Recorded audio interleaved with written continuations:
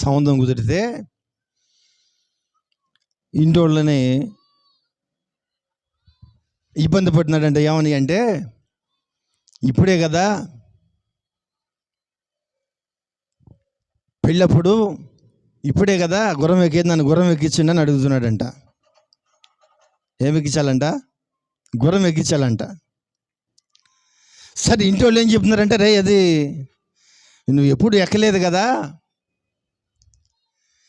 ఎద్దుల బండి ఎక్కినా అది మెల్లగా ఎక్కుద్ది, మెల్లగా వెళ్ళుద్ది, ఏడన్నా బోతులోకి వెళ్తుంటే ఎక్కడ సాడు దూకుతావు, గుర్రంతో పని, అది ఎప్పుడు ఎక్కలేదు, ఎప్పుడు చాలలేదు కదా, నువ్వు వద్దులేరా అంటున్నారు వీళ్ళు.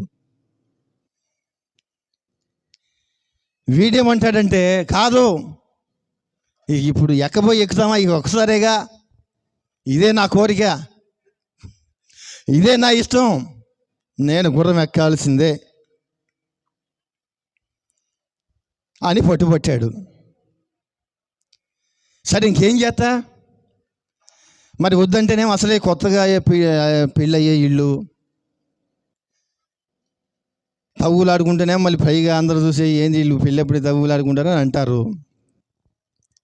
అందుకని చెప్పి తల్లిదండ్రులు ఏం చేయలేక, ఇక ఇంటి వారు ఏం చేయలేక మొత్తానికి ఆ గుర్రాన్ని తీసుకొచ్చారు. గుర్రాన్ని తీసుకొచ్చి ఇక మనోడికి టక్కు బొక్కు వేసి ఎక్కించారు గుర్రాన్ని. గుర్రం ఎక్కిస్తే ఇక ఆ గుర్రం ఇక అదిలిస్తుంటే ఇక సామాన్యంగా నడుస్తుందా, అది రేజ్ అయ్యి 4 కాళ్ళు సవార్లు పెడుతుందంట. ఏది ఎప్పుడైతే 4 కాళ్ళు సవార్లు పెడుతుందో ఇక్కడికి భయం వచ్చేసింది, వామ్మో ఏం చేస్తుందో ఇప్పుడు ఇది అని. ఏం చేస్తుందో ఇది అని ఆ 4 కాళ్ళ సవార్లో వీడికి వణికి పుట్టిపోతుంది. అమ్మో, ఈ విధంగా పరిగెత్తుకుంటూ వెళ్తుంటే, అది 4 కాళ్ళ సవార్ల మీద వెళ్తుంటే వీడికి గుండెలో రైలు పరిగెత్తుతున్నాయి. అది ఇక ఆగుద్దామంటే అసలు ఆగడానికి ఏమనాలో తెలుతల్లా వీడికి. ఆ గుర్రం స్లో అవ్వాలంటే ఏమనాలో తెలుతల్లా, తెలితేగా, అందుకే ఇక వద్దంది, ఏమనాలో తెలుతల్లా. దాన్ని ఆగడానికి ఓహో అనాలు వాహనాలు ఏం తెలుసు, అదేమో 4 కాళ్ళ సవారి మీద పెడతానే ఉంది.